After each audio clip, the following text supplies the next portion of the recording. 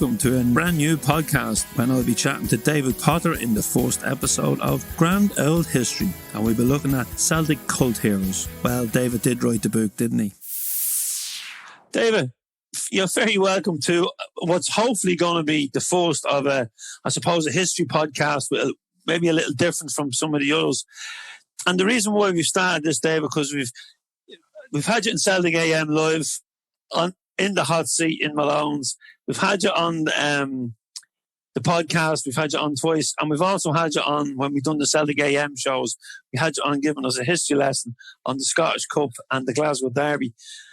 But this hasn't come out of any of that. What's come out is when we started to put up the long reads, because you've been writing for us for the fanzine for years and the website. But when we start putting up the long reads, although I don't think as many people were reading them as some short articles, but the feedback we were getting was much.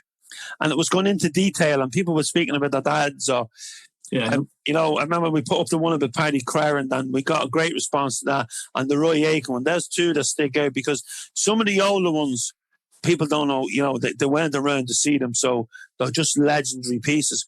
But I think when it's and funny enough, the Henrik Larsson and the Nakamura one didn't get the same kind of traffic and didn't catch the imagination like the Roy Aitken and the Paddy Kerr one. But so it got me thinking, and I'm saying, right, David's agreed to come on the podcast and go into the history of Celtic, and especially now with the season finished. So I dug out the book, the book you wrote, Celtic Cult Heroes, and I'm looking at it here. I'm just going to name out who you've selected for this magnificent book. Dan Doyle, Sandy McMahon, Jimmy Quinn, Jim Young, Joe Cassidy, Tommy McAnally, Jimmy McGrory, Peter Wilson, Bertie Thompson, Malcolm MacDonald, Charlie Tully, Jock Stein, Paddy Crarant, John Yogi Hughes, Jimmy Johnson, Dixie Deans, Roy Aitken, Charlie Nicholls, Henrik Larsson, and Shinsuke Nakamura. So that's the players you have on that, right? But so I looked up cult hero in the dictionary, and it says a write-up musician, artist, or other public figure who is greatly admired by a relatively small audience, or is influential despite limited commercial success. And I said, well, that's definitely not the cult heroes in this book. But it did get me thinking of one cult hero who's not in the book.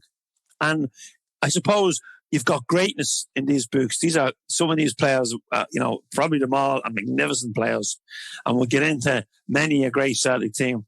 But I think back to Paddy McCourt, a cult hero, a squad player, very talented, loved by the fans. We were all delighted to see him coming off the bench because of how talented he was, and he could turn a game. But, we haven't a song about him or a chant about him, and he did get us up. But, he won't go down anywhere near anyone in this book. And there's another one I think about, because he obviously wrote the book around the time when Golden Striking Zero was finished, because there's no one after Shinsuke Nakamura. And maybe nobody deserves to be in it after him, because what a player he was. But one omission for me is the holy goalie, Arthur Burridge. Not only was he a brilliant, brilliant player, and probably the best goalkeeper I've ever seen, David, he was also a cult hero. He may not have been the original holy goalie, because John Fallon claims that, but he was the holy goalie. The fans loved him on and off the pitch. Yeah. You admitted him. Tell me why you admitted my cult hero. Why I admitted Arthur Burridge? I don't know. I mean, I use the word cult hero very, very loosely. I think I would probably have defined it as somebody who had a special relationship with fans. I think that was correct. Somebody who was, and the one person I find, funnily enough, difficult to justify in my selection as a cult hero was, of course, Jock Stein, who was never a cult hero in anybody's sense when he was a player. He obviously, when he became a manager, he very immediately became a cult hero, but a lot more than a cult hero. But his playing career was not really would not justify the status of a cult hero. I think basically when I chose who I was going to choose, I just picked people that I wanted to write about. And that was possibly the criteria, the ones that I felt had in some ways made a significant contribution to Celtic history. And I think I would have to say that everyone that I chose did indeed have make such a contribution to the history of the club. Yeah, because when I look at this list of players in front of me, when I look towards the 60s, I see Jimmy Johnson there. So obviously Jinky, the entertainer, the greatest entertainer, probably you've ever seen, because you'd have to go back, the legendary players who we've spoken about before. But John Hughes doesn't spring into the mind from someone from my generation because there were so many great players then. But Paddy Clarent, he's the one that stuck out when I look at this. Yeah. Well, Paddy Clarent is in because, quite simply, when I was a boy, age of 12 or 13 or 14, Paddy Clarent was just my hero, and I wouldn't admit of anyone else. I just thought he was a great player throughout season 1961 to 1962. He was absolutely superb, I thought Paddy was. He had also played very well in the 1961 Scottish Cup final against Dunfermline, the time that we couldn't get a goal past Eddie Conaghan. But Pat Clarent was absolutely magnificent. And throughout that season, 61 to 62, and you always felt that with Pat Clarent in your team, you really could go places. And of course, when he did go places, as it were, in the wrong direction to Manchester United in February 1963, I remember being absolutely devastated. I remember tearing his pictures down off my wall, and I was so upset that Pat Clarent had actually left Celtic. I've since discovered there were maybe very good reasons why he would leave Celtic, and to be frank, from an objective point of view, Celtic in 1963, there wasn't really very much going for them, as it turned out. But still, I felt the feelings of desertion and betrayal and so on, because Pat Clarent was really such a good player. And even after that, when he played for Scotland, I couldn't identify with him because he was no longer a Celtic player. And I positively wanted Manchester United to get beat. Simply because I didn't want Pat Clarent to profit by his treasonous betrayal of Celtic Football Club. In the same way, I have to say that last Saturday night, I think it was, I nurtured a certain unusual love for Chelsea. Chelsea is a team I usually cannot stand, but I really didn't want to see Brendan Rodgers win the English Cup because he had abandoned us. I don't like seeing people doing that. And of course, I never got over Kenny Dalglish, who left us and won European Cups galore. But that is that's one of the things about me. That's just me. Kenny doesn't make it into the book. No. I think there was enough said about Kenny Dalglish elsewhere. It's self-evident he was such a great football player. In the same way as I don't think Bobby Murdoch appears there, because it was so obvious that Bobby Murdoch was a good player. Bobby Murdoch probably replaced Pat Clarent as my hero. But I felt that, so much has been said about Bobby Murdoch, not least by myself, that I felt that he could do a back seat here. But that does not in any way denigrate Bobby Murdoch as a player. I'll be convinced that he actually, if anything, was more responsible for the European Cup triumph than even Jimmy Johnson was. Jimmy Johnson was by far the best player in the country at that time, possibly even the best in the world. But Jimmy had so many bad games. Bobby Murdoch never had a bad game. But Jimmy Johnson was more of a cult hero, simply because fans were willing to pay money at turnstiles, especially to go and see wee Jimmy. And maybe that is something of a cult hero, some of my definition of a cult hero, if you feel that fans would go to see a man, especially to see him. That maybe makes him a cult hero, perhaps. Yeah, and I think as when you're a neutral fan of, if you're not a Celtic supporter, I know people that came with us over the years and they went to see Henrik Larsson. Mm-hmm. They wanted to see him. And even if you move forward down to the last player you name in it, which is Nakamura. Nakamura brought did bring a cult because he brought Japanese people to the game. People were traveling, and I didn't know much about him when he was in Italy, but I have a really good pal, Baz, and he was living in Japan. He's married to a Japanese girl, so I contacted him and I said, "Look, who's this?" And he said, "This guy is the best player in Japan." He says they talk about others, but he says as a footballer, this guy is the best out there. And he said, "You're going to really enjoy him." And I remember the first day I was in the North Stand when he made his debut, and he was excellent that day. And scoring against Rangers is always a big thing, but some of the goals he scored and the free kicks against Man United, so he fits the mold. He was a hero. He was a brilliant player, and there was a cult about him as well. I think someone named it the cult of Naka. Yep. It's, in the same way as I would have to say that Henrik Larsson probably brought a lot of Swedish players, so Swedish spectators rather, who happened to be in Scotland, who would go along and see Henrik Larsson, and certainly you saw loads of Japanese people with green and white scarves at games when Nakamura was playing. That's correct. Yeah, and you mentioned Henrik there. Henrik is the modern day hero. Even if there's younger listeners or people tuning into this, they'll know of Henrik, because Henrik is just such. And you look at he was named in that greatest ever 11 team, and you look at and McStay's in it and Dalglish's in it, but then it's littered with the Lisbon Lions, that era, that greatness, but he stands out in any team. And what he done when he left Celtic, all the years of service he gave us, we almost won a European UEFA Cup with him. And then he goes off and he plays in the Premier League. But I think when he come off the bench of Barcelona and he turns that game around against Arsenal, you just see how lucky we were and how great he was. Yes, yeah. Well, I'll always remember about my particular thing I remember about Henrik Larsson was his ability to score a goal from the most impossible of positions. Getting the ball with his back to the goal, just in the penalty box and no more, and being able to turn around and score.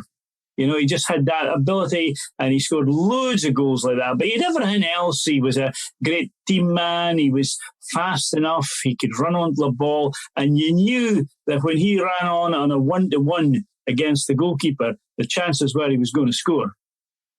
So many of them just blast the ball against the goalkeeper, but you just knew that Henrik Larsson would do. I remember the 2004 Scottish Cup final against Dunfermline, where he ran onto a ball, and what I remember of that was you heard all the seats tipping up because everybody stood up in the North Stand at Hampden. And you heard click, click, click, click, as all the seats stand up just to see him, and you just knew he was going to score. It was a brilliant period.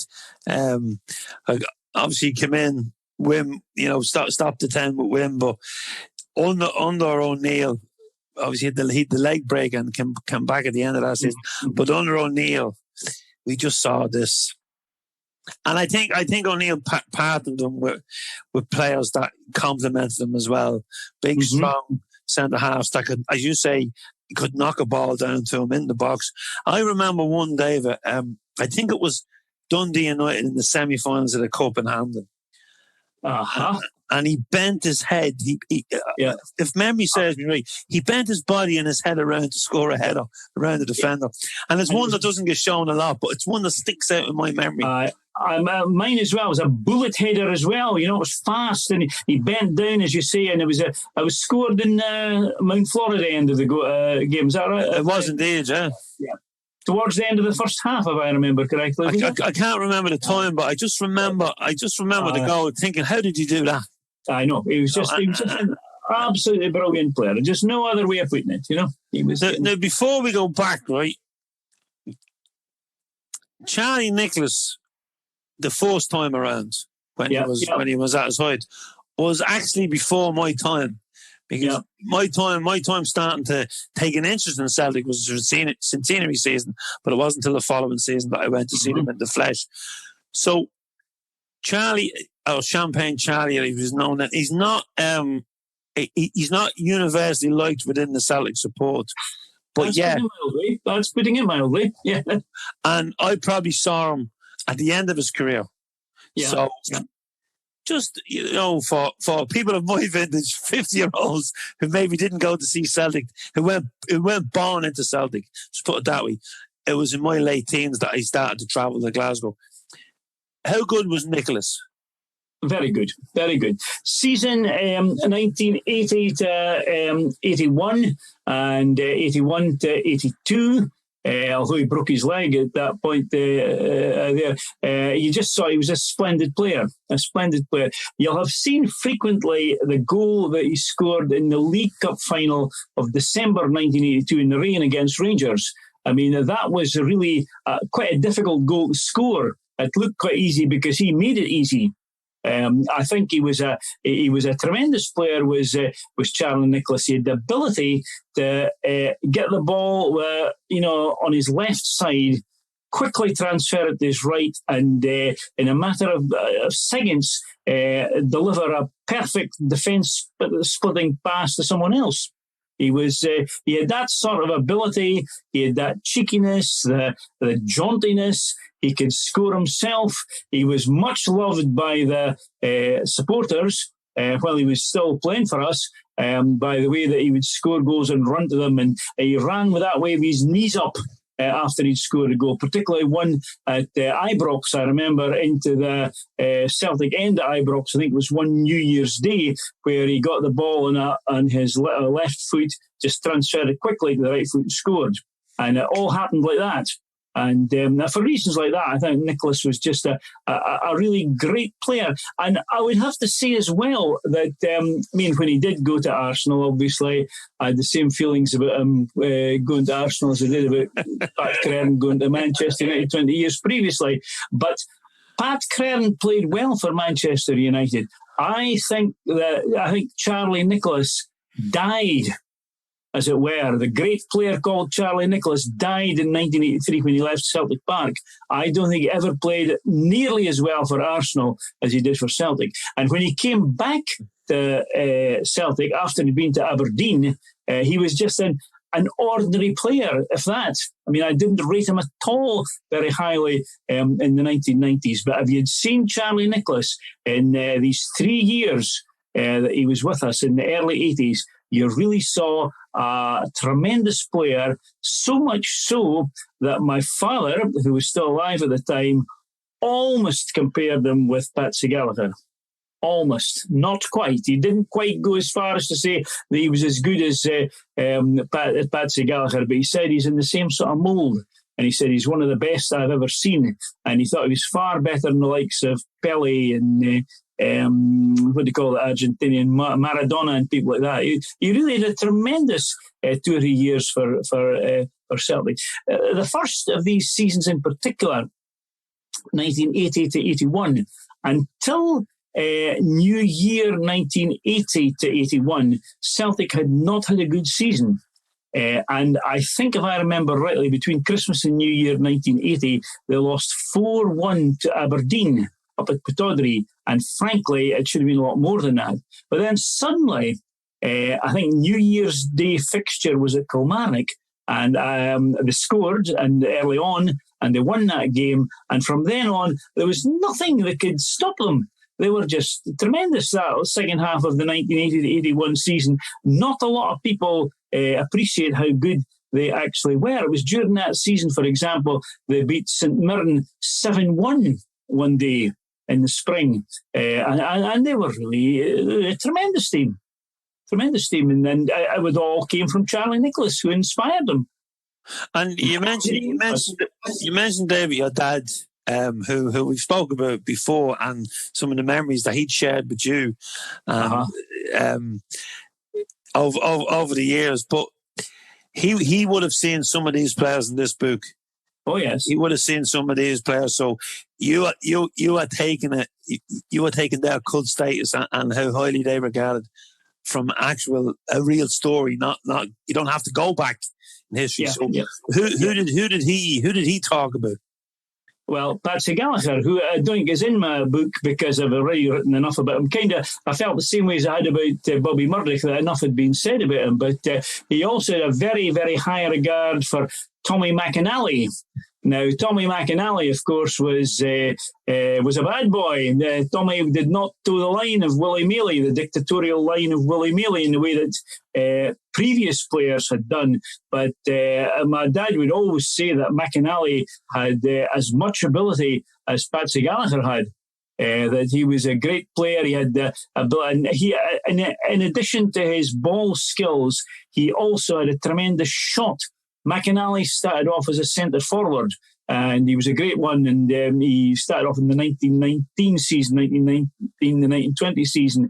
Started off with a bang, and everybody thought what a great player Tommy McAnally is. And of course he was, but unfortunately found it difficult to toe the line. And by 1922, he was away to Third Lanark. He came back again. He was pining for home, as Willie Mealy would say. Came back in 1925, led them to the 1925 to 26 Scottish League, and it was from McAnally, who was leading from the front. And then he had a good season in 27, but in 28, probably one of the reasons why we lost 4-0 to Rangers in that Scottish Cup final, that famous Scottish Cup final of 1928, that infamous Scottish Cup final of 1928, was because McAnally wasn't behaving himself. You know, had he toed the line, had he behaved himself, had he not gone missing as he did on at least 2 or 3 occasions that year, it might have been a different story, and Rangers might still have been waiting for their Scottish Cup, which they eventually won after 25 years in 1928. When you say go missing, yeah, missing on the pitch or missing off the pitch? Oh, missing off the pitch. They played a Scottish Cup game up at Keith in the Highlands, and McAnally just disappeared and made his own way back to Glasgow a couple of days later. I mean, they just had to go without him. Now, presumably, one assumes it was something to do with a lady, you'd imagine, but who knows? And another time he just disappeared from training from Seamill Hydro. The players played a trick on him. They phoned him up, as you could do, and they pretended to be somebody from a newspaper and asked him questions, and then they started to giggle and laugh at him and so on, and he heard them from the next booth. They were phoning from one booth to the other, and he took the huff of this and just walked out. And that was Tommy McAnally, I'm afraid. You know, he was, which was a shame because he was such a great player. And is there anyone else, as I look through this book, especially names that from yesteryear, is there anyone else that had that kind of genius player but off the pitch? There were a few. There were a few who were not quite so good as McAnally. In fact, there were several people in the 1920s, like Jock Gilchrist, the right half, 1920s, Willie Cringen, or Cringen as he's pronounced sometimes, he fell out with Mealy as well. And to what extent it was falling out with Mealy because Mealy was dictator, and to what extent it was not being able to cope with the limelight and so on, we don't know. But there was certainly quite a few players of whom that could be said. And I've always said that to be a good player, to be a good professional, you really have to be totally dedicated. You really have to accept discipline. You've got to be a good team man. You can't be too good for the rest of your team. That just wouldn't work, you know, even though it might in some ways help to make you a cult hero. You know, I mean, to move forward again to the 1960s, I mean, Jimmy Johnson had his moments. Jimmy Johnson certainly had his moments. He certainly fell out with Jock Stein on many, many occasions. But as somebody said about, I think it was Bobby Lennox may have said about Jimmy Johnson, that Jimmy, he wasn't a daft, although he did occasionally do daft things. You know, he had his moments, but generally speaking, he was a team man. He was a Celtic man. He was born and bred Celtic, and that helps as well. You know, if you're brought up Celtic, it helps without a shadow of doubt. And you saw Jimmy in the flesh. Oh yes, yeah. And you mentioned Bobby Moore. You wrote Bobby's book, an excellent book it is too. But Jimmy on the pitch. On his day. On his day, I would qualify on his day. If Jimmy didn't have a good first half, he tended not to have a good second half either. His confidence had gone. Now, Jock Stein worked on that, and occasionally Jock was able to pick him up after a poor first half and make him a good second half player. Occasionally that happened, but so often before Jock arrived, you just knew that Jimmy was, he wasn't going to do it for you the day. He just had a lack of confidence in some ways. But on his game, the way he could... and what I really liked about Jimmy, apart from anything else, was he didn't lack courage. I mean, he'd be chopped down by somebody, some Czechoslovak defender or some Argentinian defender, or even our own pal John Gregg from Rangers, who was nothing like as bad as the Continentals, incidentally. John wasn't too bad a player in that respect compared with others. And Jimmy would get chopped down, and he got the ball again, and he would run back at the same players, expecting the same treatment, and he frequently got it. But he certainly did not lack courage. He was a great wee player, was Jimmy, to watch. And there was a buzz that went around Celtic Park or Hampden whenever he got the ball. And he was so instantly recognised with his red hair, of course, and wee Jimmy, wee Jimmy, I had the pleasure of interviewing Agnes. We had a Jimmy Johnson special a day before we played Rangers, on the roof of Malone's. It was March. The weather was nice. It was dry, and we had it up, and it was brilliant. We had the Jimmy Johnson Academy in. We had Agnes, and George McCluskey came along, and obviously he had a lot of stories because Jimmy was older than him, and I think they used to use him as a chauffeur to go fishing. Yeah. But Agnes shared some wonderful stories.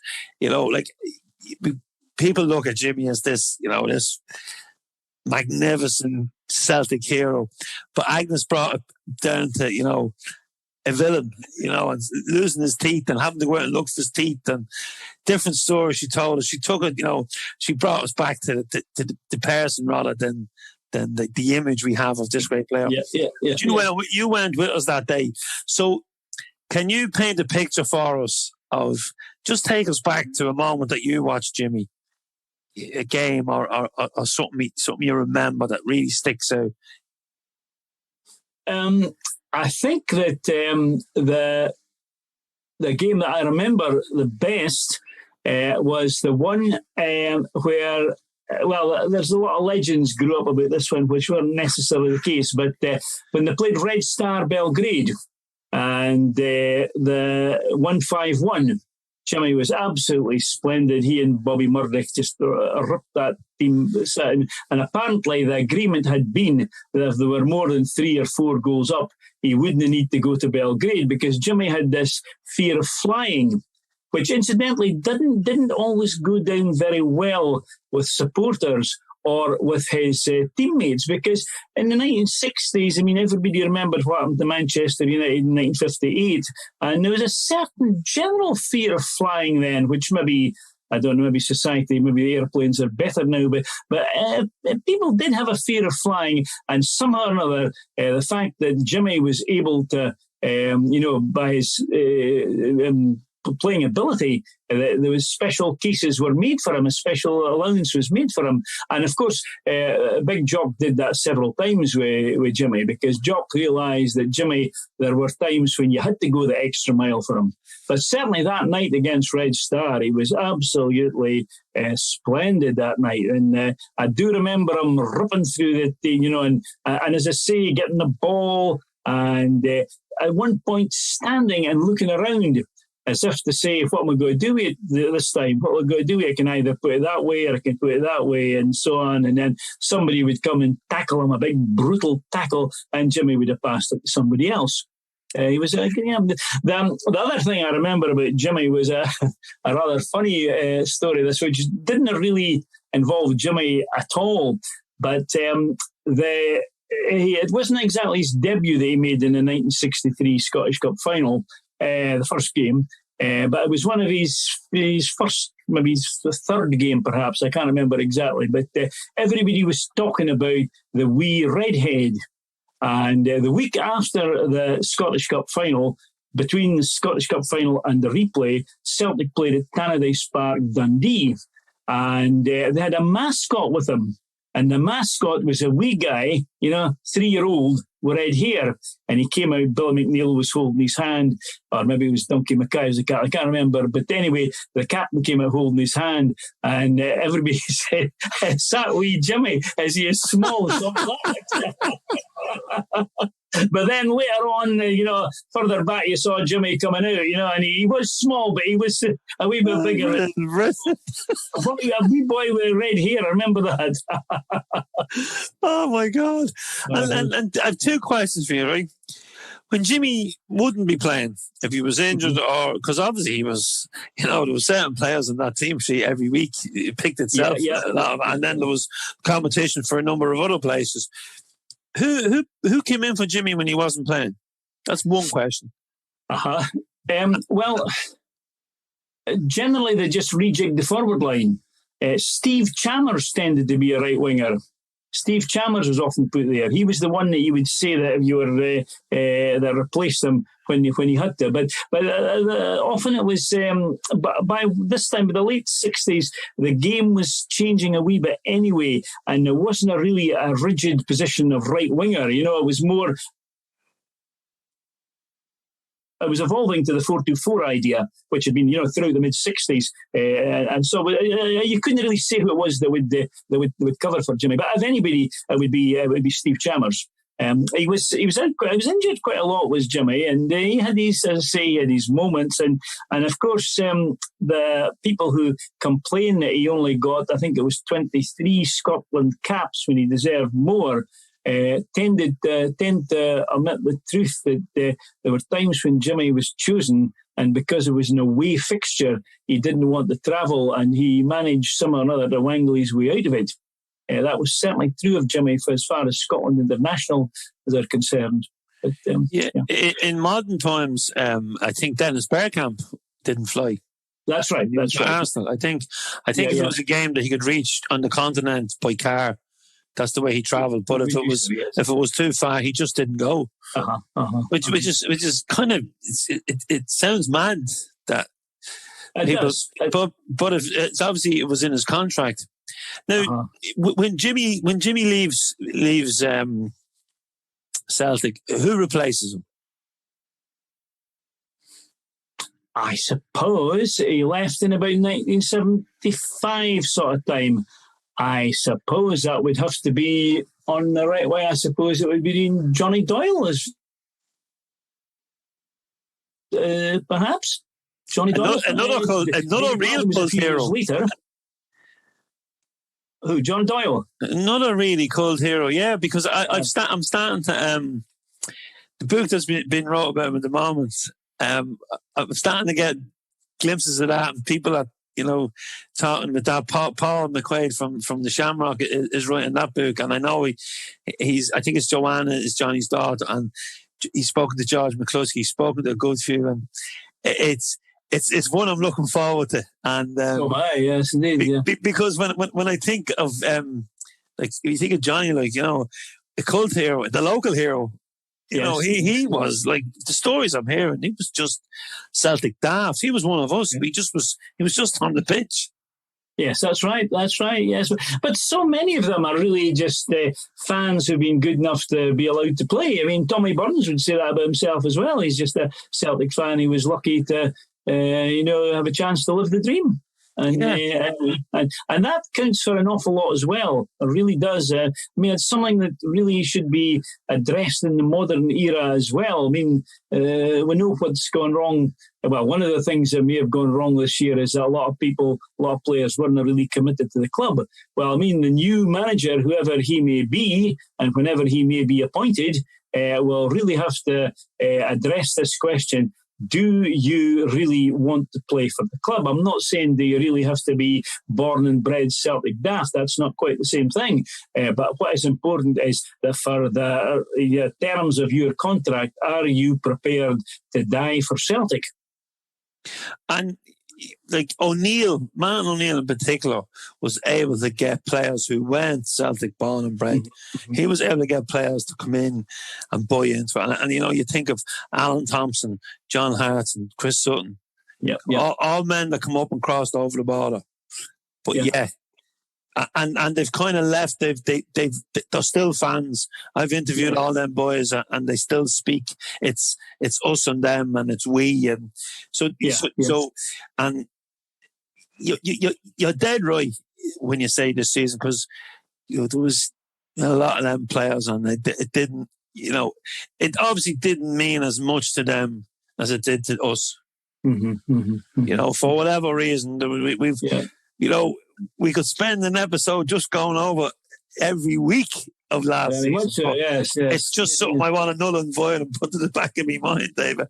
Yeah. I'm just looking at this here, okay, because there's so many names, and take us back to the first cult hero in this book, Dan Doyle.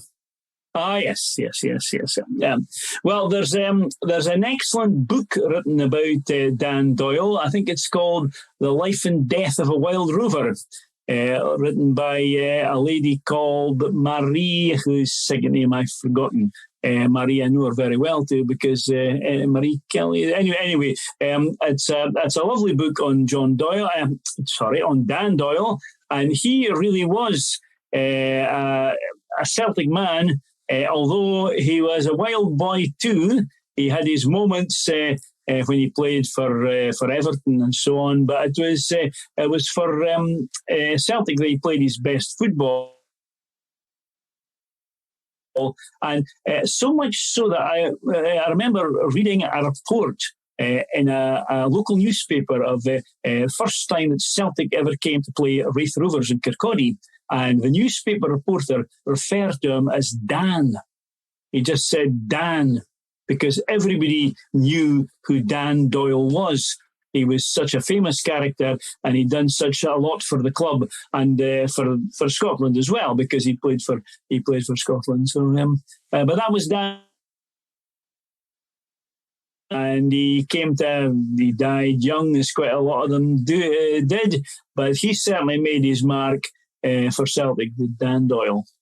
Yeah, that seems to be. You say he died young. I've read quite a lot of your books, David, especially the ones on the earlier players, and the longevity isn't. And you've often wrote pieces for the fanzine as well, or on the website, and the longevity of some of the lives of these players is, some of them lived a long time, but generally. It seems to be a lot of them. They died of various things, and I'm always amazed when I read of obviously some contracted disease, or they got this, or and then there's freak accidents, and it's just, it's I know it happens in life, and obviously back then, back in the day, I suppose people didn't live as long anyway as they do now, but it seemed to be. And if they were dying back then young, then the one now that seems to be is a lot of the players are dying of dementia. A lot of players are getting dementia, and that seems to be one. And these boys must have been, they would have been heading heavy balls back in the day as well. Yeah. I tend to think this is correct. I think there is a point here about hitting heavy balls. I think that a part of the problem is that football as a career, both 100 years ago and now, is something that is so all-encompassing.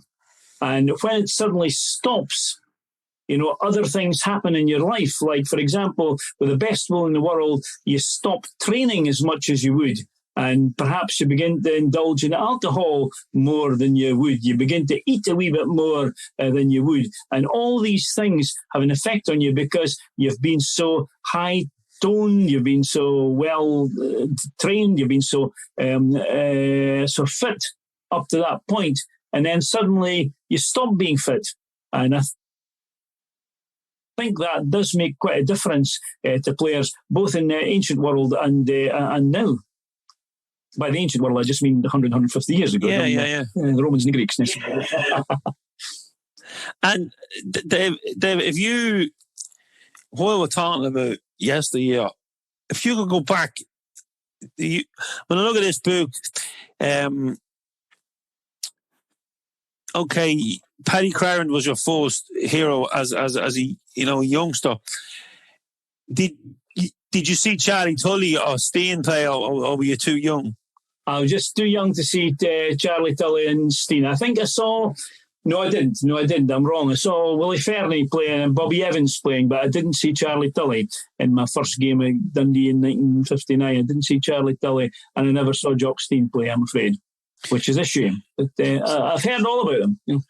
So I'm just going to call these out. So you're seeing Paddy Crowland, Yogi Hughes, Jimmy Johnson, Dixie Deans, Roy Aiken, Charlie Nicholls, Henrik Larsson, and Shinsuke Nakamura. So then going backwards from Jock right back to Dan Doyle, if you could pick one of them players and you could go and watch him in a game, who would it be? Well, funnily enough, the one, it's a great choice, that one. I would want to see every one of them. But one person I would like to see would be Malky MacDonald. Malky MacDonald, who played in the Empire Exhibition trophy side. And I just to see how good he was. Because everybody who has ever seen him told me how good he was, and he's well written about as well. And there's a great quote from Jimmy Delaney. Somebody said to Jimmy Delaney, are you the best? People say that you're the best player in the Celtic team. And Jimmy Delaney says, no, I can't be. How could I be the best player in the Celtic team when Malky MacDonald's there? And I would have loved to have seen just how good Malky MacDonald was. Unfortunately, Malky MacDonald, his career was ruined by the Second World War, which, he would have been a better player if he'd been able to play at the top level all his career. But he certainly seemed to have had a great effect on them in 1938. Malcolm MacDonald, sometimes called Callum.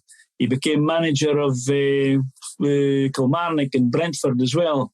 I believe that was Malky MacDonald, like I said. But I would also really like to have seen, I think, obviously Tommy McInally and Sonny Jim.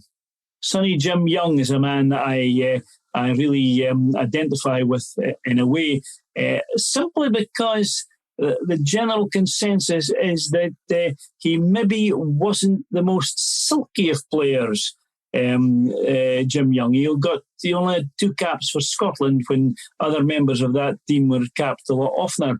But he just seems to have been totally dedicated, a wee bit like Scott Brown in a way.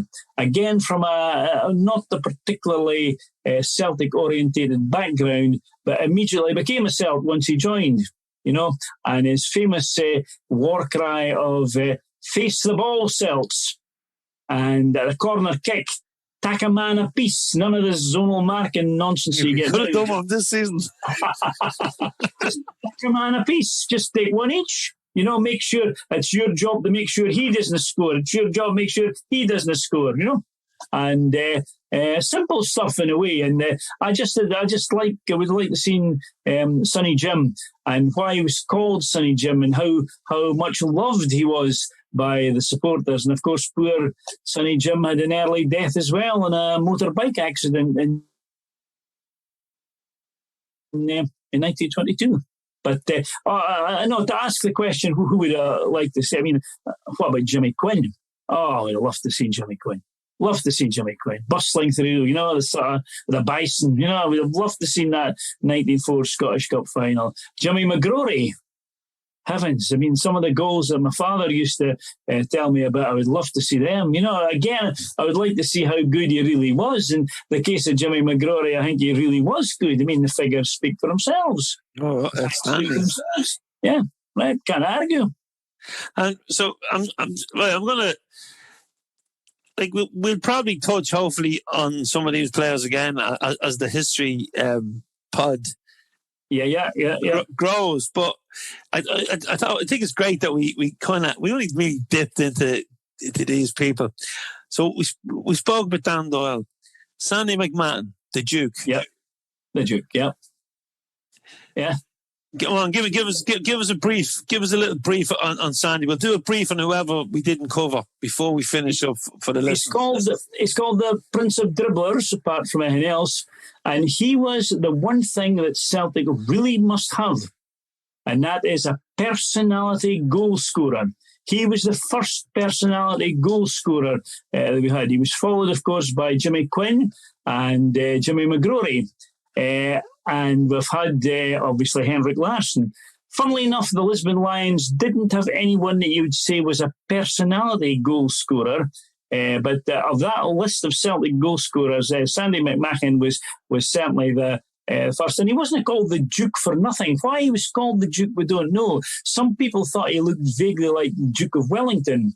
Another one say it was because of there was a Duc de McMahon in 1871 French Commune or something like that, and they thought that he became president of the French Republic, and that was maybe why he was called that. We don't know, but certainly he was a great character. Was Sandy McMahon, and you noticed when he was injured, he got injured quite a lot, and when Sandy wasn't playing, the team struggled. For example, the Arthurlie disaster of 1897.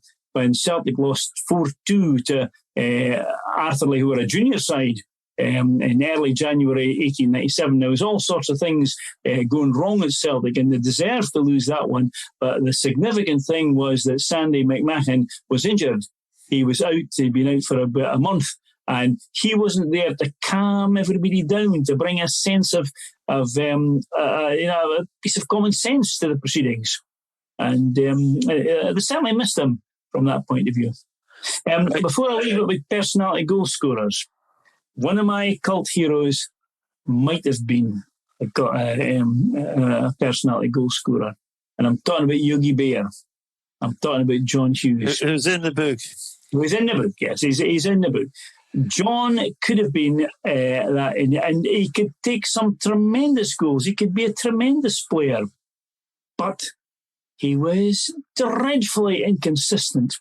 And like, as I said earlier about Jimmy Johnstone, that if you didn't get a good first half out of John Hughes, you usually didn't get a good second half either, simply because he'd lost confidence in himself. If he got off to a good start and if he scored an early goal, he could have been the best player in the world. I can mention about 3 goals, one in particular at Dens Park in Dundee in 1965, where he beat the Dundee fullback, Alec Hamilton, who had played for Scotland, a good player. He beat him on the touchline and he charged across the field. It was still 30 yards away from the goal. He ran parallel to the goal, and suddenly, when nobody expected it, he just fired and scored. It was a tremendous goal. I don't think it's televised. I've never seen it on television. I can't remember whether it was televised that night or not. I don't remember having seen it. But that was a qualified Celtic from the League Cup sectional onto the quarterfinals. And it was a great goal scored by Yogi Bear, by John Hughes. On the other hand, there was nobody that divided the Celtic support like John Hughes did, because he could have some terrible games. Brilliant or terrible. Very seldom would you say something like Hughes was good enough. He was either very good or very bad. And I was always sorry for him in a way, because the supporters turned on him. They also turned on Steve Chalmers, incidentally, in a way that I didn't like either. But they could turn on John Hughes because I think they felt that he could do a lot better. He could do a lot better. And he could be a great player, could John Hughes. I think we saw that this season as well, or the season just past, David, where Eddie, because we all know the talent Eddie is. But we just didn't see it this year. We didn't see it often enough. I mean, you could say that of El Yunusi as well. You just didn't see it often enough. You need to see it every week, basically. Yeah. You need to see it every week. I'm looking here now, and just one that sticks there that we haven't mentioned is Dixie Deans. Oh, yes. Yeah. Oh, I love Dixie. Oh, yes, I love. He was a great goal scorer. He was a personality goal scorer as well. Immediate rapport with the fans.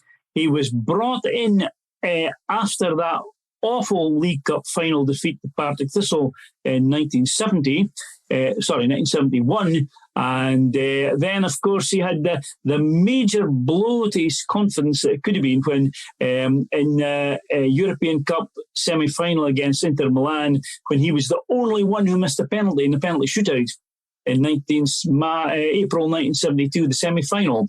And, of course, the idiots booed him for that, which was unfair.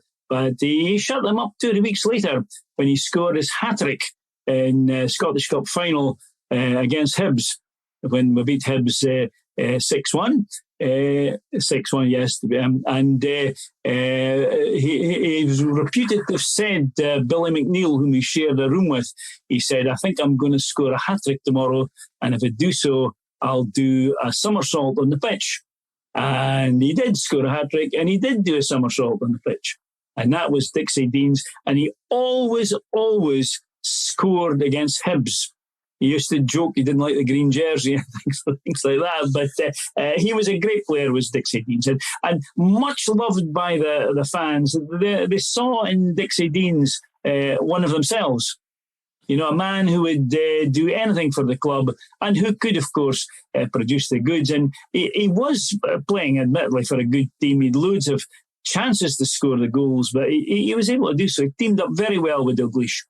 I'm sure Dalglish owes Deans quite a lot, because so often you would look at the scores in the paper or something, you saw who scored the goals, you'd see Deans there and Dalglish there. Wow, it's the names, your name dropping there. Oh, I'm jealous of all these players and all these games. So I'm looking at one side of the book. I think we've covered everyone there. Jock Stein, you know, a legendary manager, but have you got him in the book for his time as manager or his time as player? Well, as I think I said earlier, that I couldn't really justify him being a cult hero as a player. He was a stopgap centre half, a very good stopgap centre half, and he deserves a lot of credit for the Coronation Cup final.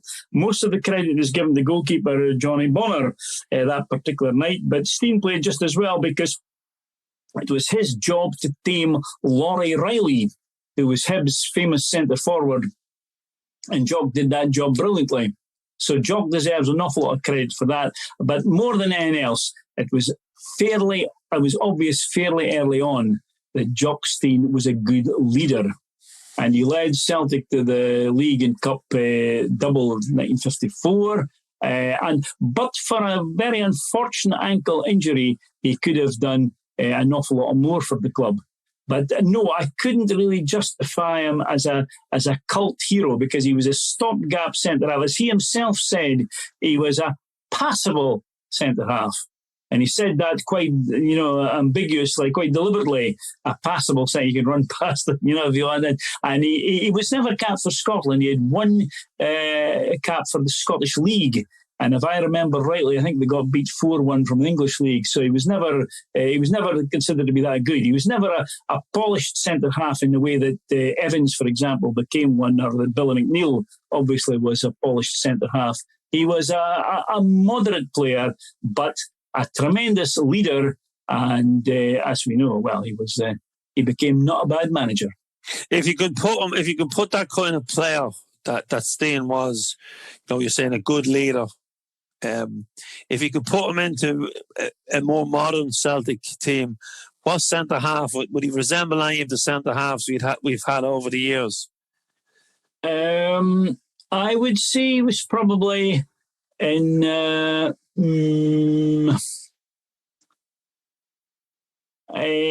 Yusuf Algarin was a better. Bobo Baldi was better. He was certainly, Stein would have been better than that guy we had this year from Brighton, who I won't mention. But he was Roddy MacDonald of the 1970s. Is that before your time, Andrew? That's before my time. He would have been that sort of a good enough centre-half. Not a classy centre-half, but good enough. I would say I'm trying to think of somebody that would apply maybe in... Alan Stubbs? There you are. Alan Stubbs, yes. Alan Stubbs was not a classy centre-half, but he was good enough. He was good enough. Yeah, maybe Alan Stubbs would be what we most like. So I'm looking at this, and there's still a few players we didn't touch on, but we will touch them in a future episode if you'll come on, David, because it's an education. It's an education for me, and I'm sure it is for the listeners. And but how do I finish this up? I'm looking at names here from yesteryear. Okay, I'll give you one more to finish with. Charlie Tully. Yeah, Charles Patrick Tully, yes.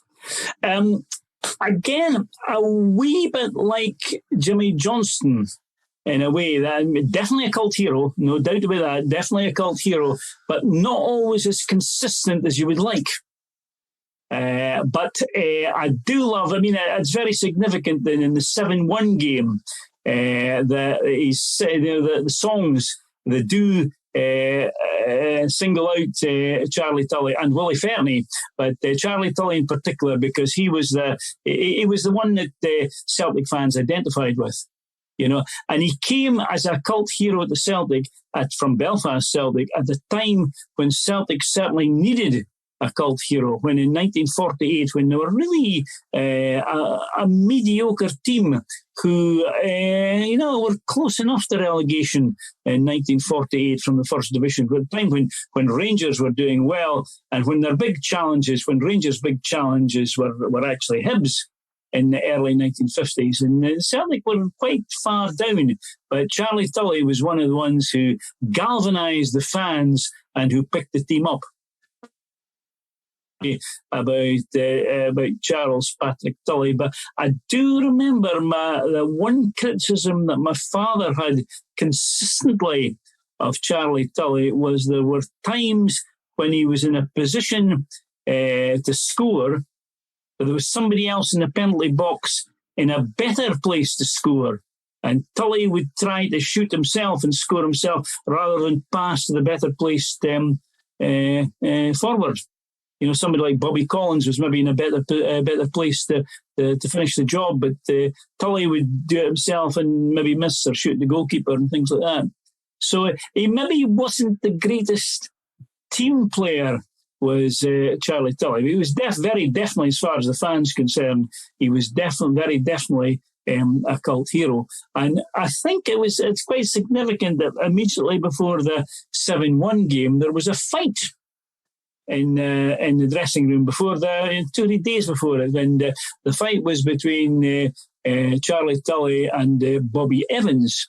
And although there were a reason for it in what Tully had written in a newspaper, which implied a criticism of Evans, that possibly wasn't the real reason for the fight. It was possibly because they were just two different people altogether, and perhaps Evans felt that Tully was just a bit too selfish, whereas Tully felt he maybe wasn't appreciated by people like Bobby Evans. I don't know. But certainly they made it up. Bertie Peacock, ever the diplomat, made it up. And of course, 2 days after they had the fight, they ran out and beat Rangers 7-1. And that's the best way to answer any. And again, we still think of it. Sorry? A game we still sing about.